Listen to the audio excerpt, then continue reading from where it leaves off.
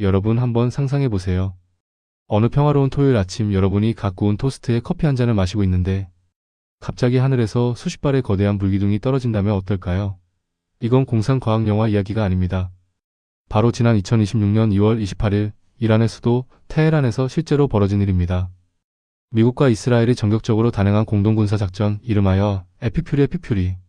이 작전의 결과는 전 세계를 충격에 빠뜨렸습니다. 이란의 영적 지주이자 절대 권력자였던 최고 지도자 아야톨라 알리 하메네이가 사살된 겁니다. 뿐만 아닙니다.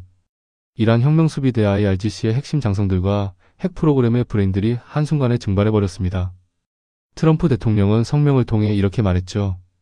역사상 가장 사악한 인물 중 하나가 제거되었다. 이건 단순한 보복이 아니라 중동의 판을 완전히 새로 짜겠다는 미국의 선전포고였습니다. 여러분, 이게 얼마나 엄청난 일인지 체감이 되시나요? 한 나라의 국왕이나 다름없는 존재가 타국의 미사일에 맞은 겁니다. 이건 사실상 전면전의 시작이나 다름없죠. 눈에는 눈, 뒤에는 이. 이란의 처절한 반격. 이란이 가만히 있었을까요? 절대 아니죠. 하메네이의 사망 소식이 전해지자마자 이란은 즉시 피해 복수를 선언했습니다. 이란 전역에서 수백 발의 탄도 미사일과 자폭 드론이 솟구쳐 올랐습니다. 목표는 명확했습니다. 이스라엘의 심장부인 텔아비브 그리고 걸프만 인근에 주둔한 미군 기지들이었죠. 지금 중동의 하늘은 그야말로 철권과 철권이 부딪히는 불꽃놀이장입니다. 사우디아라비아의 핵심 정유시설도 드론 타격을 입었습니다. 그런데 진짜 심각한 건 따로 있습니다. 바로 호르무즈 해협입니다. 전 세계 원유의 약 20%가 지나가는 이 좁은 바닷길이 이란의 기뢰와 함선들에 의해 반쯤 막혀버린 겁니다. 수십 척의 거대한 유조선들이 바다 한가운데 멈춰 섰습니다. 이건 마치 우리 몸의 경동맥을 꽉 쥐고 있는 것과 같습니다. 피가 안 통하면 어떻게 되죠? 맞습니다. 죽습니다. 세계 경제라는 몸에 에너지라는 피가 돌지 않기 시작한 거예요. 지금 육아가 미친 듯이 치솟고 있는 이유 이제 좀 감이 오시죠? 거실을 빌려줬더니 안방까지 내놓으라고? 어려운 국제 정세를 아주 쉽게 비유해 볼게요. 여러분이 친한 동생이란에게 잠시 거실을 빌려줬다고 칩시다. 그런데 이 동생이 갑자기 거실에 칸막이를 치더니 자기 친구들의 집 올라 하마스, 후티 반군을 불러 모아 밤새 파티를 하고 심지어 안방문까지 발로 차며 주인 행세를 하려 드는 겁니다. 여기서 주인인 형미국은 어떻게 할까요? 처음엔 좋게 말하겠죠. 야, 적당히 해라. 하지만 동생이 싫은데? 나 이제 집안에 폭탄 설치할 거에 개발라고 한다면? 형은 결국 몽둥이를 들 수밖에 없는 겁니다. 이번 에픽퓨리 작전은 바로 그 몽둥이질이었던 셈이죠. 숫자로 보는 공포 90달러를 넘어 100달러로? 자, 여기서 데이터의 힘을 빌려보죠. 작전 직전 배럴당 70달러 선을 유지하던 브렌트유 가격이 단 며칠 만에 90달러를 돌파했습니다. 전문가들은 호르무즈 해협이 완전히 봉쇄될 경우 유가가 150달러까지 치솟을 수 있다고 경고합니다. 20% 전 세계 원유 물동량 중 호르무즈 해협을 통과하는 비율, 13% 중국이 이란으로부터 수입하는 석유의 비중 중국이 지금 뒷목을 잡고 있는 이유죠. 0.01초 미사일 방어 시스템이 날아오는 탄도 미사일을 탐지하고 대응하는 데 걸리는 시간적 여유. 이 수치들이 말해주는 건 하나입니다. 지금 우리는 초불확실성의 시대에 살고 있다는 거죠. 중동의 화염이 단순히 멀리 떨어진 나라의 전쟁이 아니라 내일 당장 여러분이 주유소에서 결제할 금액 그리고 여러분의 장바구니 물가에 직결되는 생존의 문제라는 뜻입니다. 그런데 말입니다, 여러분. 여기서 정말 소름 돋는 의문이 하나 생깁니다. 트럼프는 왜 하필 지금 이 버튼을 눌렀을까요? 단순히 이란이 미워서? 아니면 정치적인 쇼일까요? 취재 결과 이번 공격 뒤에는 우리가 상상조차 못했던 이란의 1급 기밀이 숨어 있었습니다. 미국 정보국이 2월 26일 새벽에 포착한 세상을 뒤엎을 만한 이란의 선제 공격 리스트. 그 실체가 바로 공개됩니다. 마지막 데이트가 이별 통보로 바뀌기까지.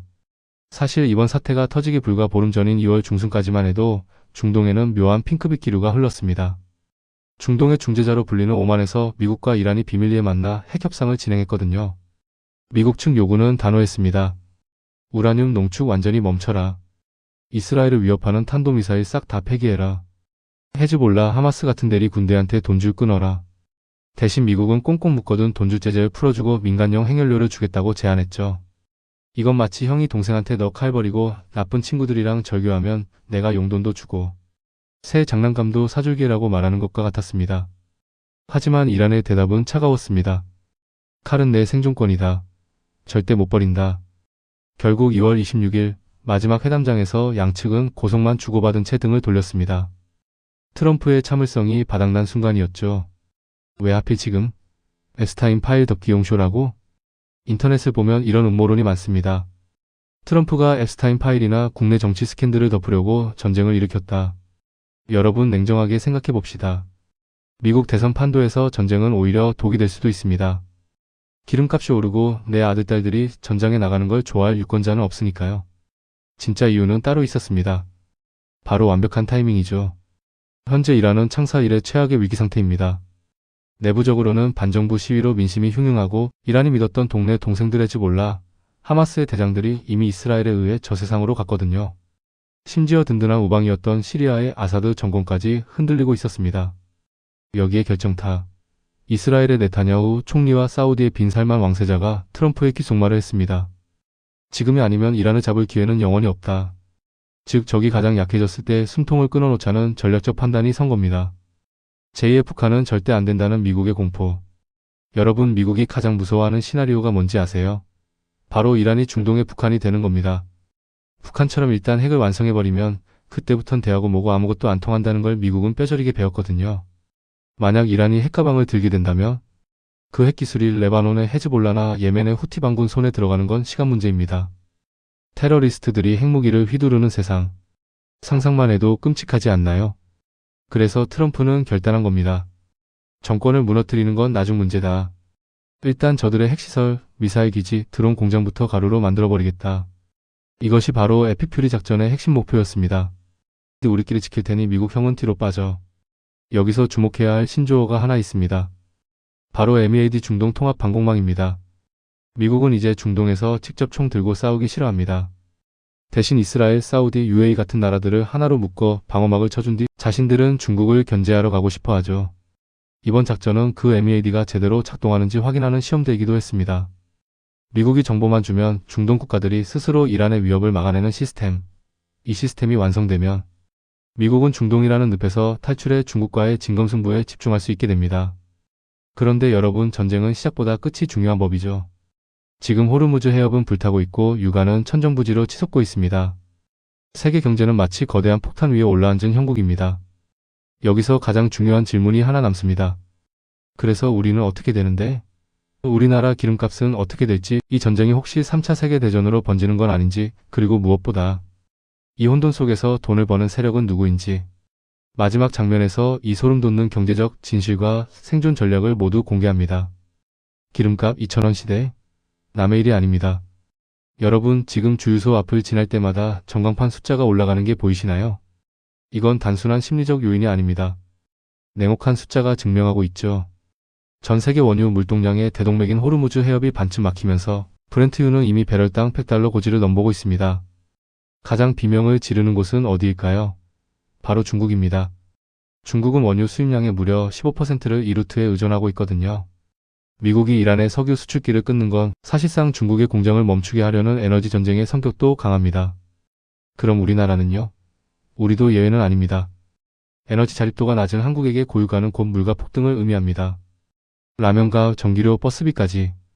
중동에서 터진 미사일 한 발이 여러분의 오늘 점심 메뉴를 바꾸고 있는 겁니다. 뉴 노멀루 노멀의 시대 전쟁은 일상이 된다. 트럼프 대통령은 작전은 신속하게 끝날 것이라고 장담하지만 역사가 말해줍니다. 중동의 늪은 그리 만만치 않습니다. 이란의 정규군은 약해졌을지 몰라도 전 세계에 퍼져있는 그들의 대리 세력들은 이제 게릴라전과 사이버 테러로 응수할 겁니다.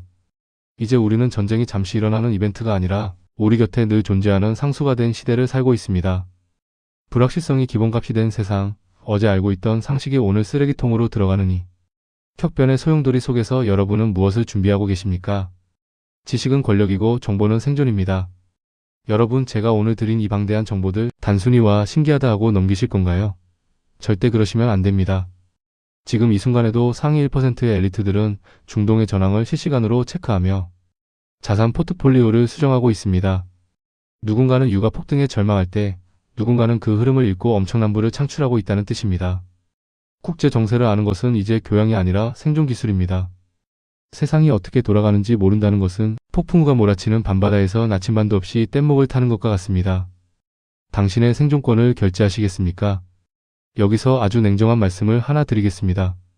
지금 이 영상을 끝까지 보고 계신 여러분은 이미 상위 1%의 통찰력을 가질 준비가 된 분들입니다. 하지만 정보는 휘발성이 강합니다. 내일이면 또 어떤 변수가 터질지 아무도 모릅니다. 이 채널 인포큐브를 구독하지 않는다는 것은 폭풍우가 오는데 혼자만 기상특보를 끄고 잠드는 것과 같습니다. 남들이 뉴스를 보고 당황할 때 여러분은 미리 준비하고 대처해야 합니다. 구독 버튼은 단순히 좋아요를 누르는 행위가 아닙니다. 그것은 도태되는 99%의 무관심에서 탈출해 혁변하는 시대의 정보를 선점하는 생존권 결제입니다. 아는 것이 권력인 시대에 당신은 지배할 것입니까? 아니면 당할 것입니까? 내일의 가난은 오늘 당신의 무관심에서 시작됩니다. 지금 당장 방패구동을 드세요. 다음 정보는 오직 준비된 자들에게만 수익의 기회로 다가갈 것입니다.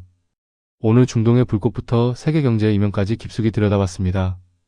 이 혼돈의 시대 인포큐브가 여러분의 가장 든든한 등대가 되어드리겠습니다. 오늘 영상이 흥미로우셨다면 구독과 좋아요 부탁드립니다. 지금까지 인포큐브였습니다. 감사합니다.